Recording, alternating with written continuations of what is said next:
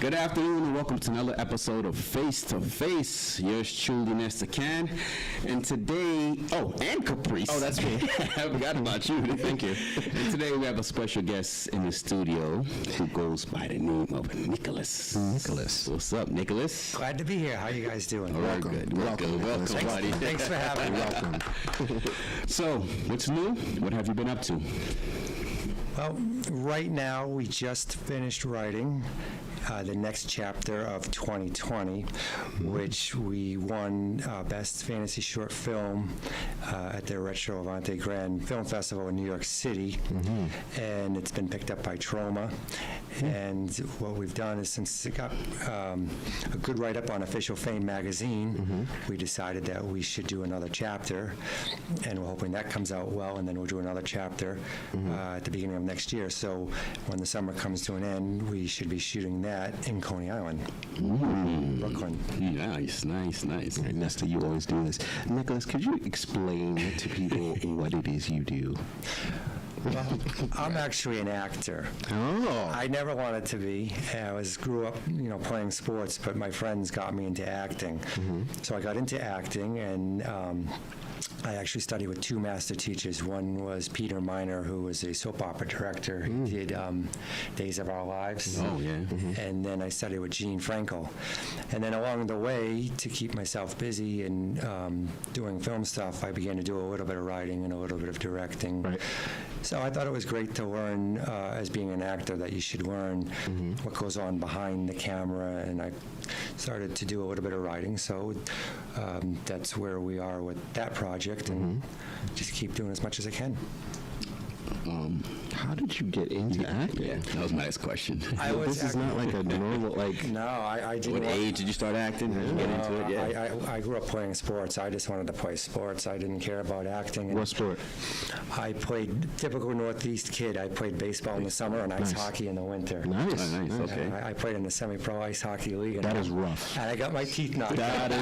That is a rough sport. This is a true story. I was on the ice one day, and I went in front of the net, and there was a guy standing up next to me, and he was probably up to my shoulders. He's a good 6 inches taller than me. The guy wound up and took a slap shot, hit him right in the face, broke his nose. He was this far away from me. If the puck was a little bit closer to me, it would have just hit me in the chest and bounced off my my pads, and nobody would have gotten hurt. So, Jeez. yeah, rough game. Wow. Yeah, I've been hitting the face with sticks and everything. So. Were you good? Were you like a Wayne Gretzky? Say another one. I know, right? Wayne Gretzky. I'm just calling names. I know, right? Wayne Gretzky was the great one. I was the great one. Grate. Yeah. Oh, that's funny. Yeah. So actually, my friend was doing this movie when The Royal Witch came out. His name's John Botello, and he said, "Hey, why don't you be in my movie?" And I was like, "No way! I don't want to do any acting." Really? So he Yeah. he approached you and Well, I knew him. Okay. We had been friends, and he was doing movies. And he's like, "Oh, you want to be in my movie?" And I said, "No." Oh no! I said, "You know what? I'll do it." And we started filming on Cape Cod, and then I went to San Antonio, Texas, and finished up shooting there. And that's kind of how I got into it. And then I moved to New York, and I studied with the two master teachers, and then been in it ever since. Is it exciting? Yeah. What does that feel like to be an actor? It's pretty cool. It's a lot of fun. I mean, when you're on set and you got your lines down, it's pretty cool. And when you actually do some shooting on location, like in the streets of New York, that's awesome. It's the best. I mean, if you ever watch some TV shows and they're L.A. and it's supposed to be New York and they're shooting in like back lots, it just doesn't have the realism. But when you're in New York and you know, sometimes you're doing shoots and you actually have to wait for planes to go by and sirens to go by and all that. But that's what gives it the ambience, because that's what New York is. I mean, if you're having a regular conversation with someone in the street, you know, trains are going to go by. If you're, you know, like where I am, I live where the train's above ground. And, you're going to have all sorts of noise, but that gives it the true feeling of what New York really is. I agree. Authenticity. I agree. For sure. I agree. Now, tell me about your first role, because I'm very curious. Like, how do you know, like, when your friend approached you, and you finally agreed to it, what did he have you do exactly? My first role, I was kind of a deranged, unhinged person, and it's kind of stuck with me. I'm a character actor, so I do deranged, I do the police, I do the detective, the mafia, the slime. So that's what I do, and that was my first role. And then during the pandemic, I actually did a movie called Insomniac Frightmare Killers, and it was shot as a psychological thriller, documentary style, and it was the same thing. I played a deranged person, like a cross between Mike Myers and Travis Bickle. So, it's when you get to be something a little bit different than what you really are. That's when the creativity kicks in, and that's when it's the most fun. Yeah, that was my next question. How fun is that? Yeah, it's sometimes like I studied with David Triaca, and he directed an episode of Third Watch, and it was he that told me that sometimes if you play a role that's like very close to you, you're not as good as when you take a role on where it's someone that's like totally different from you. I thought it was probably the opposite. Yeah, I thought so too. That's what you would kind of think of that, but I think you become more creative and do a little bit more research when you end up playing something that's a little. Oh, right. Okay. That kind of makes sense. Yeah, that does make sense. Yeah. Why didn't we think of this before? Yeah, I thought maybe you would do well with something you feel I don't comfortable think there's with. a wrong answer. I don't think there's a wrong answer because it's an art, and it's kind of like what works for you may not work for the next person. That's what I kind of look at. Wow. Are you like SAG or anything like that? I'm not in SAG at this point. I'm SAG eligible, but I know a lot of people that are in SAG and they're not really getting a whole lot of work because there's the restrictions. Once you get SAG, you're not supposed to do certain things. Non-union. Oh, I didn't know that. Yeah, there's ways around it. If you're in SAG and you produce something, then you can be in the non-union. But for the most part, if you're an actor in SAG, you're not supposed to do non-union work. I know about SAG. I used to do acting myself. Oh no, I believe you. I had a short little career. Oh, come on. You're a man of many talents. I get it. I tried it for a little bit. My mom wanted me to get into it. I got into it. And I went to like HP Studios, HP Studios. I went there. Actors Connection. Yeah. For training and stuff. But it's just like, I don't know. Well, for me, I used to get scared like reading lines and stuff like that. People say after a while you get used to it, like, You would. Do you have that? You Did you have that fear? Well, kind of at first. But once you have your lines down, there's really nothing to be afraid of because you know what you have to do. If you don't have your lines down, then you can become a little. Are there any nerves involved here? At first, I think at first there is, but once the camera gets rolling, you just kind of have to live in front of the camera, and you ignore the camera and just concentrate on being in the moment. And then I don't think once you get used to it and you develop a confidence and trust yourself, then it becomes easier. That was in high school. I was scared. I was nervous. A lot of improv. I was like, I don't want to do this anymore. So I stopped. It wasn't for you, huh? No. Yeah. You definitely have to have patience in the beginning, though. Okay. Yeah. Do you find memorizing lines hard or tedious? If it's Shakespeare, probably. Oh my gosh. But other than that, no. I have some tricks that I know of that help me pick up things fast. No. Wow. And how many films have you performed in, like, throughout your career? With film and television, I've done about 72. Whoa. Yeah. This is real. We're dealing with. We're not talking about high school stuff, all right? You're talking about me. 72. That's a lot. I mean, some people might say it might be like compared to other people, but for us, that's it's a lot. We don't act. Well, I think for character actors, some of them are way up in the 200-300s because they're constantly working and they don't have a lot. They don't have like a lot of material, so they pick up roles, and sometimes they're they only do a couple of days or a week, and then they can kind of like move on to another project. Well, I've done I think only extra work you've done, but that sucked. You just didn't do too much with just extra work in the background. Yeah. So, were there any roles that you had that you didn't like? Yes. No. No? No, So everything you choose, Yeah, I mean, like certain things I know I wouldn't get cast for, and those are the ones I probably wouldn't like. So no, this anything like super challenging that you can think of that was like, I've never done this before as an actor. This is very difficult. Oh, you're just that good. I think I've had some auditions that have been kind of challenging, tough, that I didn't get, but the rest of that's no comment. All right. My agent might be listening. Oh, right. Wow. Shout out to the He's sending agent. me to everything, especially if William Morris is listening. Alrighty then. He dropped the name there. Theater. Have you done any like theater work as well? Yeah, I did theater with David Triaca. I haven't done it in about 15 years.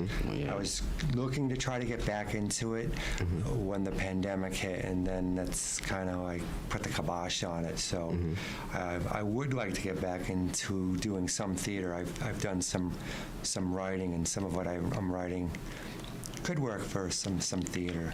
But as an actor, beggars can't be choosy. Whatever you can get. I've heard You that. can take what you can get. Let's talk more about the writing. I'm very interested in that too. When did you make that transition? Probably like about 10 years into acting. The reason why I kind of got into acting is some good advice that I had gotten once was, if you can't get cast in something, cast yourself by making your own stuff. So I started writing. You're missing that bell today, buddy. That bell. I know. He normally has something where he has on his phone. Yeah, it's a bell. The bell when you say something like either interesting or profound or like wow. Yeah. Well, you can edit that in and post. Yeah, that's a good idea. We can talk about that. Yeah, go ahead. Sorry about that. Yeah. No, so I just started doing some writing on my own, and met up with some actual filmmakers. And what I did at first was I used the material that I wrote for myself and was filmed. Even if it wasn't festival material, I could take bits from it and create a reel.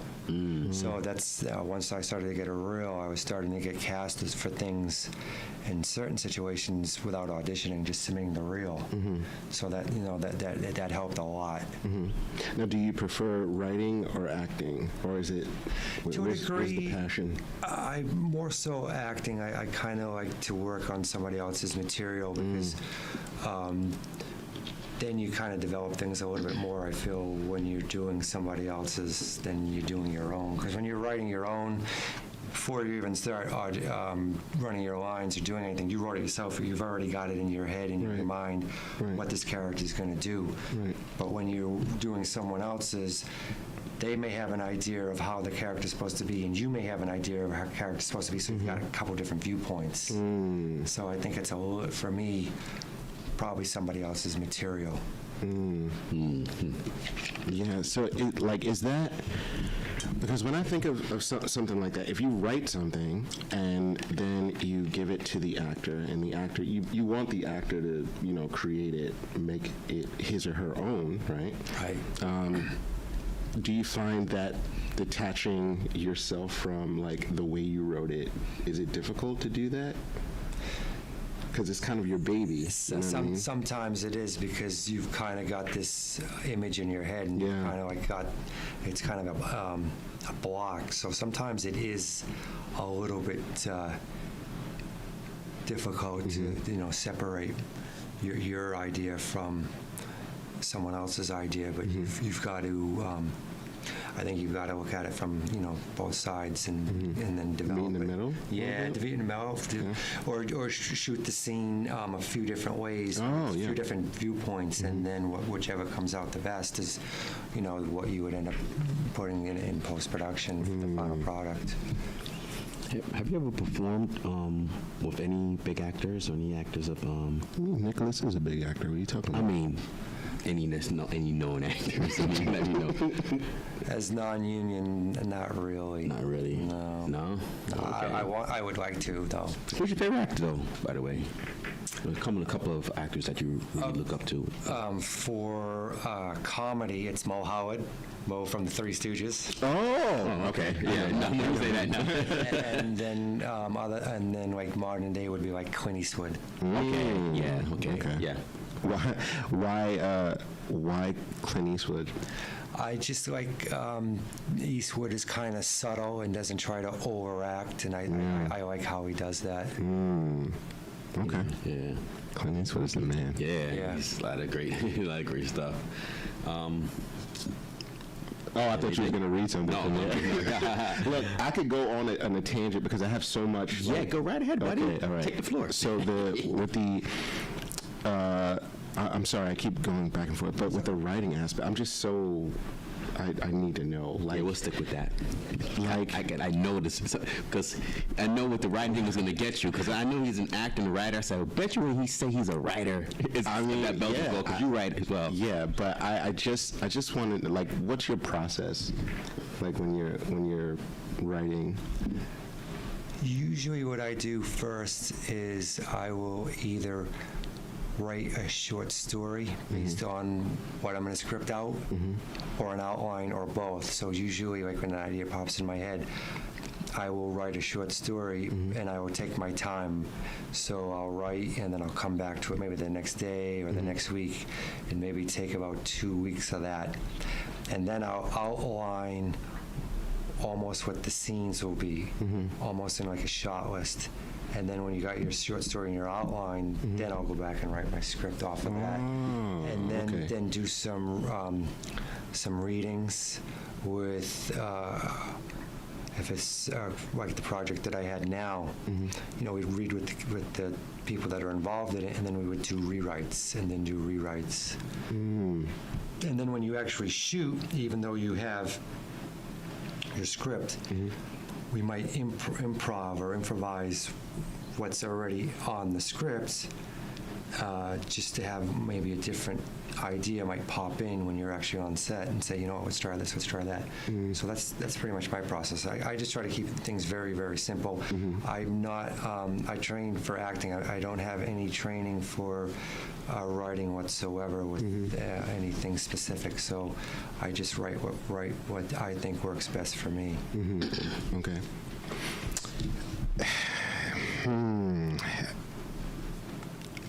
Okay, so obviously acting and writing are two different things. Oh, yeah, that was my next question. So I know that sometimes writers, you have a team. It's not just one person a lot of times.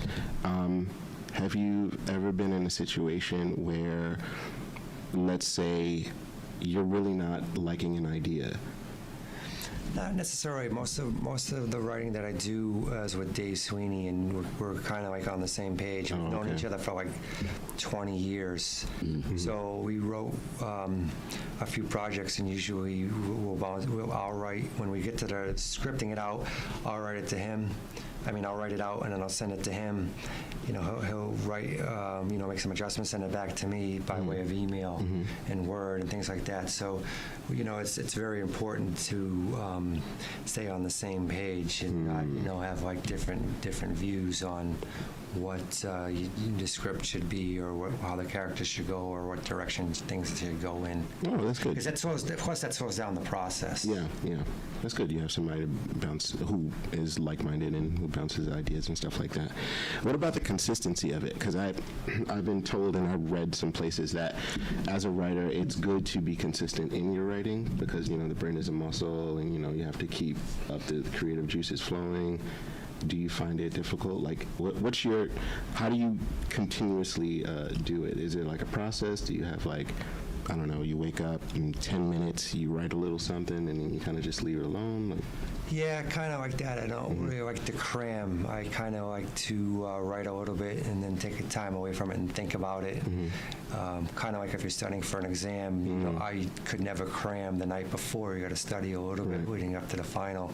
So it's kind of like that process. I just write a little bit, put it aside, dwell on it, come back, pick up where I left off, that kind of process. Do you get writer's block? Yeah, sometimes. Yeah, sometimes. what do you do around that? Any techniques? Just put it aside, go away from writing and go back into some acting, work on some monologues or work on some scenes, and then come back. I don't write a lot. Okay. I try to write, like during the pandemic, I wrote the Insomniac Frightmare Killers with my friend Drew Samuelson, and that from the beginning to the end was, from the time we first wrote it to the last day of editing, was probably about 6 months, and it was a 71-minute film. So that's when I did the writing, and then 2020 had some pretty decent success. So we decided to write another chapter of that. Probably going to write a third chapter during the winter. So I don't write often. I try to do mostly as much acting as I can. So as far as the acting is concerned, when you first saw yourself, You got a smile on his face. like, how did that feel? Like, Yeah, that's true. That's a great one. I'm serious. Yeah, 'Cause I know. It must, like, how does it feel? It's a great question. When you do a scene and it comes out good, it's a rush.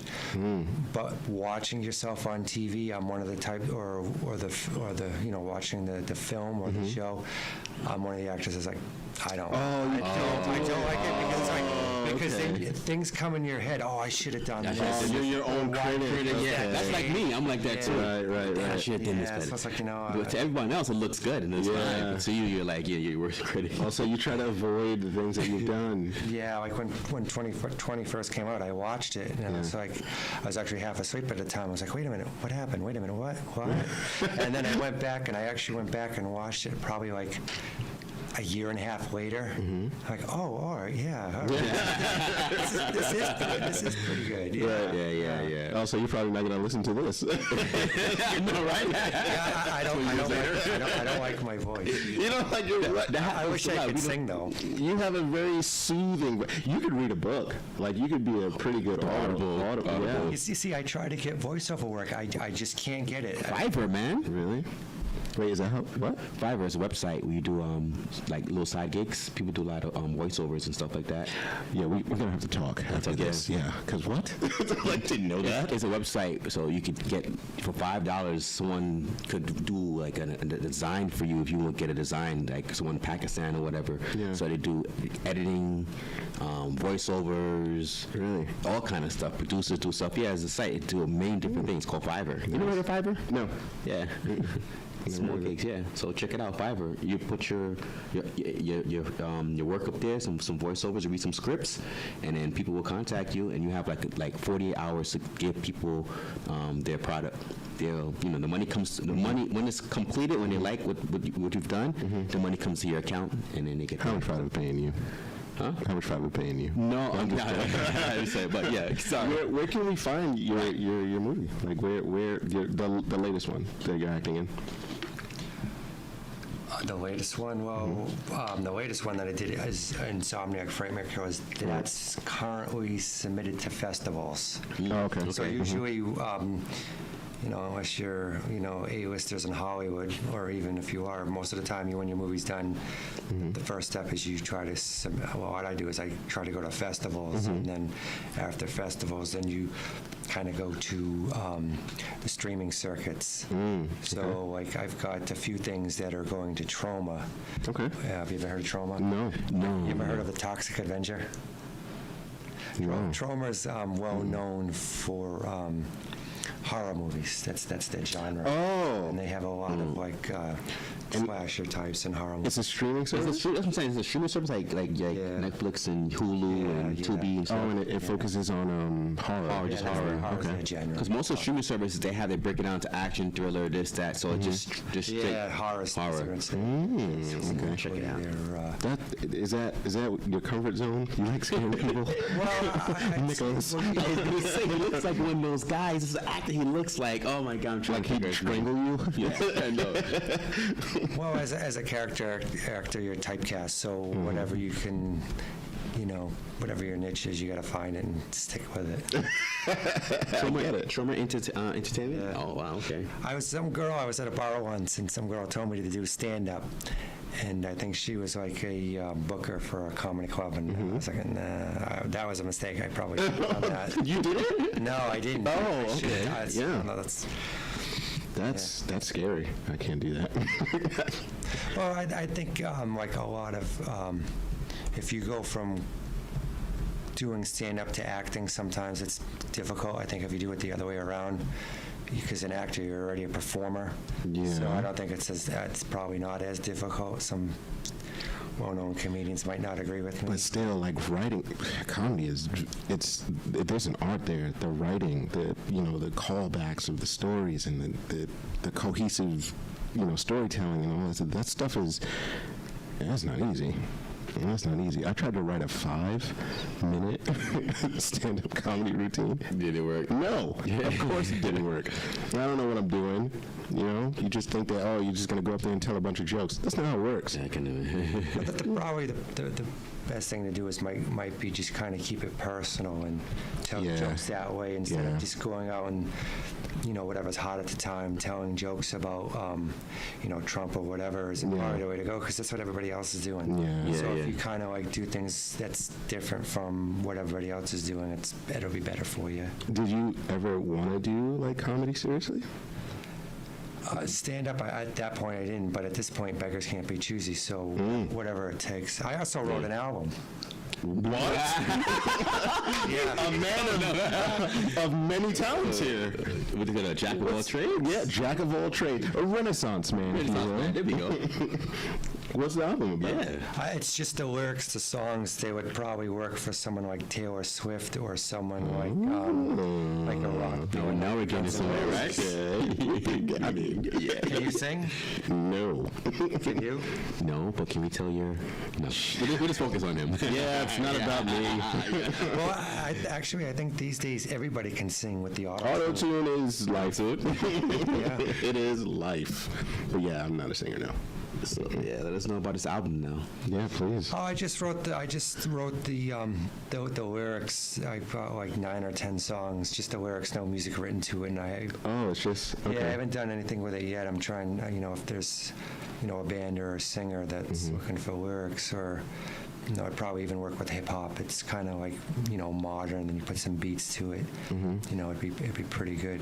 You're a ghostwriter too? Like what? Yeah. That's awesome. When did you get involved in that? Probably like a year and a half ago.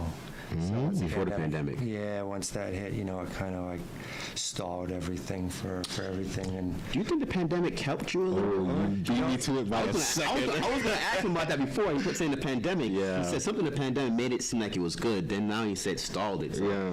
well, to a degree, I think what was happening with movies before the pandemic hit, I don't think people were going to the theaters as much. Yeah, that's Because true. before the pandemic hit, streaming sites were starting to Right, okay, really true. become Yeah, popular. That's true. So now with the pandemic, there's even more streaming sites. So with movies and with the streaming sites and with the quality of being able to watch the movies from your own home, it'd be cheaper and easier just to watch, make yourself something to eat, turn on the TV and stream from home. So I think streaming content is helping out with a lot of people. But of course, with the streaming content and with YouTube and all that, you get 900 million people that are posting things on a daily basis. So you got to be able to market yourself through, what everybody else is doing as well. So am I in the minority when it comes to going to cinematic adventures, going to the movies? Because I love I going still to love it, yeah. I still love going to the theaters, yeah. I mean, yeah. I just think you're not in the minority. I just think that people aren't going as much. So, like, if people are like, instead of going to like maybe if people were going to like 12 movies a year once a month, I think people are cutting down to going to maybe less. That's true. Do you go by yourself to the movies? Or do Sometimes, okay. yeah. Sometimes it's best I go by myself. But if you're taking a young lady out, Yeah. you used to go take her out to movies or stream it? I'm very classic. Yeah, I'll go to the cinematic So adventures. no Netflix and chill? Nah, I mean, yeah, Yeah. we could do that too. Yeah. How much does it cost to go to a movie these days? Yeah, this should drop the price now. Shouldn't the price be dropped? I actually haven't gone since it reopened up, but the last time I checked, it was for adults like what, Almost $20. Yeah, maybe? yeah, it went up. around there. Because, I'm going in the city a lot of times. Yeah. So, yeah. I also think, with the pandemic and people getting laid off and people may not have as much money, it's $20 for a movie compared to like spending. Yeah. And that's without the this- popcorn. Yeah, but Exactly. it's for me. It's the atmosphere. Atmosphere, yeah, right. Yeah. Like certain movies, like certain action adventure movies, you Yeah. want to be at Horrors too. theater. Yeah. Horrors too. Yeah. It's the atmosphere because also too, like people will love the days when you used to go to Blockbuster, just go inside a store, just shopping for movies, or go to Toys R Us. Now everything's on Amazon. Everything you're buying online. Just being a kid and going into a store and seeing all those toys and stuff like that. The atmosphere. I never really thought of it took like away. that. Yeah, I never really thought of it like that. It's but yeah. more convenient, yeah, to click on Amazon and it gets delivered to you, but it takes away that, Yeah. that experience. Plus, Amazon has movies as well. Yeah, They they got do. like They do. everything on Amazon. Yeah, So that's you, true. you still like the experience of still going there. I do because it's there's something about sitting in a dark room Right, with yeah. like a good sound system. Sound system, yeah. Right. Even if you Big have one, screen. even if you have one in your house, it's fine. Yeah. But like sharing that, like for example, when I went to go see Endgame, the Avengers. Yeah. The energy was so palpable. It was an amazing experience. It was exhilarating, and you're not gonna have that same energy like when the crowd goes crazy and everybody's applauding. Like you feel it, and I love that, Love especially when you have like a good crowd. Yeah, I you know? agree. Yep. Yeah, I think comedy and drama is good to Yeah. watch from home. Yeah, and yeah, and yeah. like you said, the surround sound and everything with the actions and the horrors, good for the to go see in a theater. Yeah. That's why I love going to the movies. I really do. It's not about the popcorn. It's not about the overpriced snacks. It's not about anything. It's just really Just about wearing overcoats. Yeah. Stuff in. Exactly. You know the vibes. Nicholas knows the vibes. That's it. Yeah. You sneak in your stuff and you just park it. I mean, if you're gonna go to the movies and spend $20 on a That's what I'm ticket, saying. and then you're gonna buy a soda and a popcorn and a Right. candy bar, there's I- probably another $20. Of course, I brought the ticket. Look, you got a purse, right? Yeah. Put all the stuff. We're gonna go to Rite Aid. You know what I mean? Am I wrong though? No, you're not. I mean, they're not frisking you. They're not. Yeah. They're not. Yep. I hope yet, not. anyway. I know, right? I was about to say, not yet. Yeah, it's true. But yeah, I won't let cinematic adventures die in my life because I just like the experience. I like it. Even though again, Netflix it's cool at home, but it's just different. It's different, yeah. I agree. That vibe is you can't get that anywhere else. I've never been to a festival before. I've always wanted to go. I've always seen those commercials and the like festival, yeah. Yeah, they're fun for sure. They're Yeah. fun because when you go to the festival, you see yourself on the big screen, and that's pretty cool. And a lot of awards for like these independent, these independent films, these festivals, right? Oh yeah, definitely for sure. Yeah, there's awards and there's prizes and Prizes, yeah. there's a lot of festivals though. So I mean, Yeah. there's a lot of them. I mean, there's a lot of them out there. Some are like top of the line, and some of them are, not so great. But Okay. All right. yeah, when you're submitting your film to festivals, you've got to do your research and.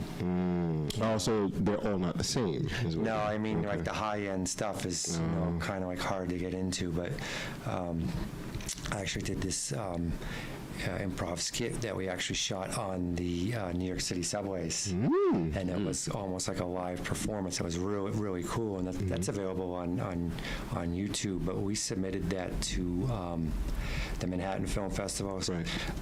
and the Festival of Cinema in Queens and the Coney Island Film Festival, and that played in all of them. It's called Bubble Touch Helpline, The Kisser.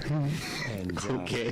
What is that about? it's about that's a weird title. a creepy guy that's walking around the subways, Yeah, check that out. kissing people on the cheek and putting bugs in their that's- putting bugs in their mouth. What? We gotta check that out, right? Yo, we're definitely watching that. It's only about We're 8.5 definitely watching minutes. that. I don't care if Expendables 20. We're watching Oh, that. yeah, and for sure. And we shot that on moving trains. We shot that. I think we shot that. It was towards the end of summer 2018, and it hit the festivals in 2019. And you know that's kind of cool. A lot of people in New York, it's just another day. So when they see people shooting things on the subway and doing weird things, like just another day in Just New York. another day in New York. Yeah, that's what's kind of cool about shooting almost like a live performance. Who came up in with New York that City. idea? Not me. I would have said, hey, do you write it for that one? No. Who has the writing credit for that? This IMDb, how do you get on that? Like, I know you search someone's name and show you everything they've done. Right. Well, IMDb is almost like a who's who in the film and television industry, and basically you can create a free account for yourself, and then it's a database. So you've got to fill out basically a form, and and they verify your information that you're submitting is a real film or TV Are show. you in there too? Yes. Oh, okay. Search you out. See what you've done. It shows you everything you've done. Right. Yeah, it shows you the actor's name, and it shows you everything, their name, their birthday, everything, where they're from, and all the films they've done. Okay, here comes the personal question. Brace for it. Are you happy? Good. Only when I'm performing. Ooh. And that's, I believe that's what Prince said. Is that what he said? I think Nice. Towards the end, Prince was, when he was depressed, it's because he wasn't performing. Yeah. So Popping those pills. So performing really does something for you. Yeah, creativity is the thing. I love talking to creatives. I love it. Your brain. Because you can relate to them. Yes. It's like, and it's like there's creatives, you can sit down with an actor, a singer, a painter, and it's all art forms, but it's different form of art. Right, and exactly. all relate I to love it. one I another. love it so much. Yeah, and you could probably put in maybe a model, a runway model, and maybe a star athlete, and it's all different types of performances, but they can all relate. I totally agree. Yeah. To get in that mindset, I don't like the path of an actor. So are you telling me that it just started once your friend, and you agreed to be in your friends, that's where it all just opened up for you? That's where it started for me. I mean, people get into it, all different sorts of ways, but that's how it started for me. Do you see yourself doing this forever? To be honest with you, I always thought of myself looking ahead as being like a 75-year-old man drinking a cup of coffee at McDonald's at 2 a.m., talking to a bunch of other actors that said, I auditioned for this and I auditioned for this. I actually auditioned for Uncut Gems. Great movie. And I didn't see it, but I actually auditioned for it. The casting director, she was great. I ended up having a strong hold for it. So if the actor would have backed out, I would have gotten into that, and I would have been doing scenes with Adam Sandler. That'd have been crazy. Wasn't my boy Mike Francesa was in there too?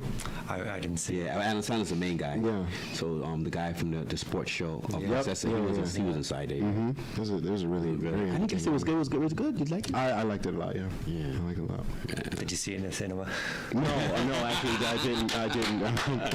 I streamed that one. I streamed that one. That's good. That's all I need to know. Nicholas is There's a million apps on cell phones. Yeah, my cell phone doesn't work. That's where I would usually do it, but my screen is all messed up right now. Yeah. And you get it. You get it. I get it. He's invited to the barbecue. I know. For sure. Actually, I think the three of us would make a good comedy team. Oh my gosh, the back and forth. But you don't want to do live performances? No, hey, that was back when I was a teenager. Well, there's certain substances that you can take that will relax you when you're performing live. Are you familiar with those substances? No, I'm not. Okay. Well, I'm not either. This is just hearsay. Not me. So we see the real actor in the Nicholas coming out now. I love it though. I love it. love it. What are some of the difficulties in the business? I know there's a lot of business shady side, shady you stuff. got- Who do you trust? Yeah, I mean, when you're first starting out, there's shady photographers and shady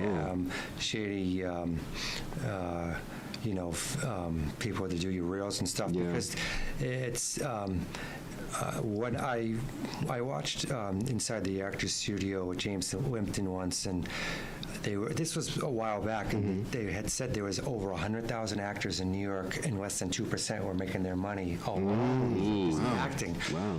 So if you're a shady photographer or a shady agent, you know there's a lot of people that are desperate to get into the business. There's a lot of desperate people in there, and I've done some things with people that are relatively starting out, and they think, oh, well, once this movie's out, it's going to be seen by Martin Scorsese, and I'm going to be a star. It doesn't work. Doesn't work like that, right? So there's a lot of people that are preying on the vulnerable. So when if you're starting out, with the internet especially, you've got to do your research and see who you are going to be working with, or who's going to be doing your your headshots and things like that. So this is a cutthroat business. Yeah, it is. It's a miserable cutthroat business. I've been cats and things, and then you never hear back from them again, and then Wow, what is that? I know. It's I mean it's really cutthroat. And when you're in the trenches, you really see what it's like day to day. So it's tough. Yeah, because that's people's incomes we're talking about, their livelihoods and things of that nature. Yeah. So to play with that, like something simple as not calling you back, that's ridiculous. Yeah, I know. Why don't you just call me back, or and let me know that I didn't get the gig, and then I could go try somewhere else. Yeah. Well, I think also you've got to be like a closer in baseball. If you're out there and you gave up the winning home run in the bottom of the ninth, turn the page, you might be out the next day having to close again. So you've got to have that mentality. Water off the That's duck's really good, back. yeah. So if you have an audition and you aced it, don't really think that you definitely got it. Just move on. In Ace it case you again. didn't, and go to your next audition, go to your next role. Just no looking back. And it should be the opposite too, because that's where if you didn't ace it, don't think, okay, that's the end, and no be all, keep going. Yeah. I didn't take rejection really well. Sometimes I always thought, okay, damn, I didn't get something's wrong with me. I always take it personal, whatever, and that will stop me from wanting to keep going on. Yeah, you've got to have thick skin. Thick skin, yeah, so to say. And to a degree, this may not make sense to you. Thick skin, and to a degree, develop an ego. Wow. Because if you Expand on that, yeah. because if you do an audition, and then let's say you did really well, but you don't get it, you've got to have thick skin to turn from it. But you've also got to have an ego to say, you know what? Screw them. I didn't get it, but I'm going to get the next one. Yeah. See what I'm saying? Okay, makes sense. I got it, yeah. It's kind of like you've I got do to understand have. that. Yeah, you got to kind of like you got to have thick skin, a little bit of an ego, and a lot of confidence in yourself. The first time you had to do an audition, did you feel nervous? Yeah, the first time I did, because I was just starting out, and I didn't really necessarily know what I was doing. But once you do them a little bit and you get used to it, it's not really that difficult. It's kind of like if if you're a baseball player and you're first at bat, you might be kind of nervous, but once you start doing it for a while, it's like, you know what, I'm not as nervous anymore. Oh, so you have to, okay. Yeah. So,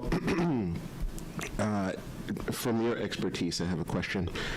Now, I some time ago auditioned for to be an extra in Marvel's Jessica Jones, that show. Now, when I went to the place, I got into the room, right? It was a room where they set like everybody up. They took our picture and all that stuff. And they sat us down, and then a young lady came out and called 3 of us out of that room. Then she then said, you guys aren't necessary, we'll keep in touch. Is my career over? It's not over. How long ago was that? It was a while ago. It was definitely before the pandemic, because I haven't gone that one thing you're talking about, thick skin and ego. I was hurt. Yeah. I didn't even, like, I'm trying to be an extra, and I See, that doesn't really make sense. Technically, for extra work, Sure, yeah. I mean, there's casting agencies in New York City that do specifically extra work, and technically, if you just go online, and then basically also you have to do, for the most part, is submit Your headshots. a headshot or a picture. You're just doing extra work. So for extra, you're not really speaking or anything like Yeah, that. right, that's so what you I don't thought. really have to even audition for extra work. yeah. So I was so bad. Yeah, that wasn't that. You couldn't even get extra work, you're Yeah, I that couldn't bad? even get extra work. That's what I'm saying. That wasn't you. Trust me. Yeah. Yeah, no. So my career is over then. No, I wouldn't say that. No, keep going. So I should keep Good. Yeah. If you do want to do extra work and be on film sets and stuff, not necessarily make a career out of it. If you want to do it now and again and whatnot, Yeah. there's casting agencies specific for extra work, and you could always submit your picture to them, and then they probably have an email blast that they might send out to people that are on their mailing list and say, we need extras for so-and-so, and then if you're available, you can always respond and say, yeah, I'm You just available. gave me my confidence back. Thank you very much, Nicholas. I appreciate Yeah. that. Thank you. Yeah, just remember, thick skin and develop an ego. Yeah, Just I go think on to the next one. I'm just going to go with voiceover jobs then. I'm just going to try my luck there. There you go. I'll just do that. I'll stay out of this. It's like thick skin. Nicholas, so before we wrap it up, would you like to say anything? Ask him another question? Oh, no. He's giving me my confidence back. I'm pretty confident right now. Let people know how they can get in contact with you, and Find your work find your and work and that. that things, social media, Social website, email. Well, my name's Nicholas M Garofolo, Garofolo, and I'm on Instagram and Facebook, and I'm also on IMDb. You should be able to contact me through that. Nice. And that's probably the best way I would. And that's Nicholas. Now, how about some of the shows you've done? Is it on YouTube? Anything clips on Yeah. YouTube that you have?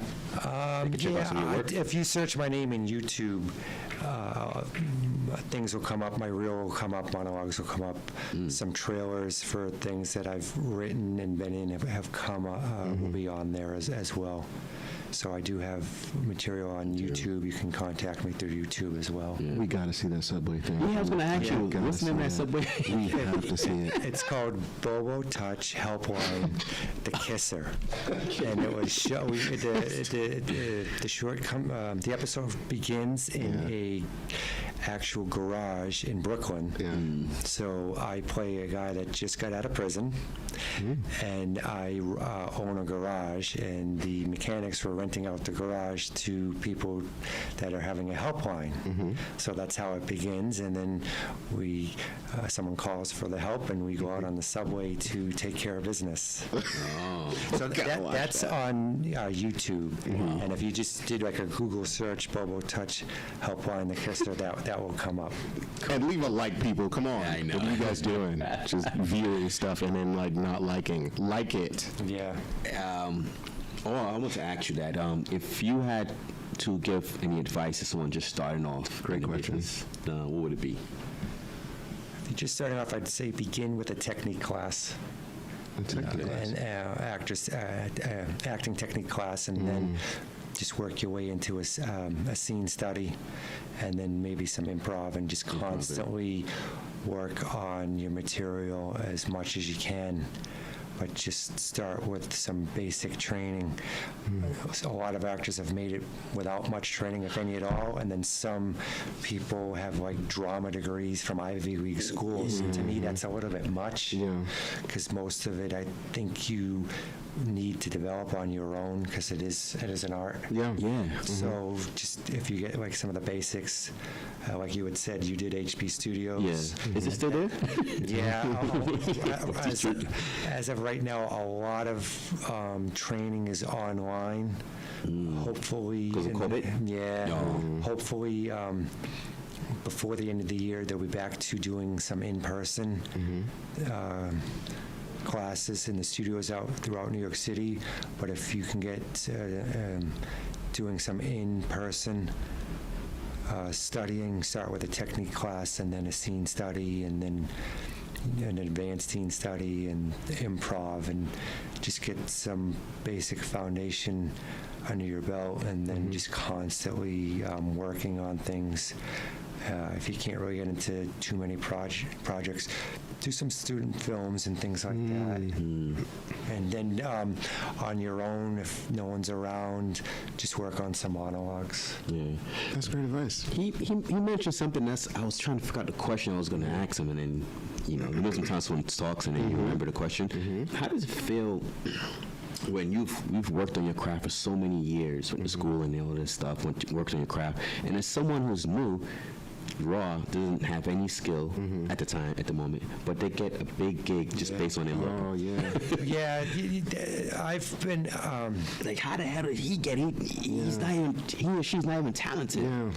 yeah, there's a lot of who you know has a lot to do with it. Yeah, that too.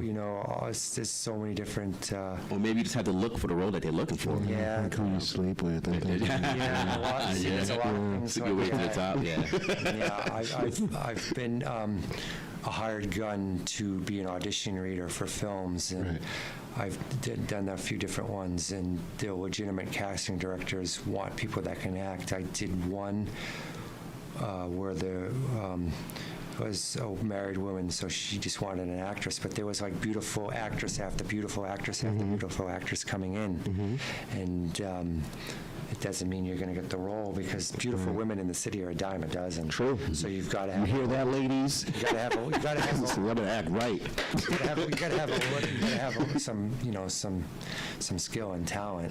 Skill and talent, all right? Yeah, Donna doesn't out here. Get me started. Let's not go there. I'm just saying. Talking about me! Yeah. All right, Nicholas, it's a pleasure. Nicholas, you're the man. You're the man. We heard a lot from you today, Thanks for right? having me. This Seriously. was a All blast. right.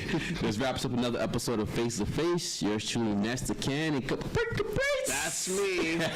We out of here.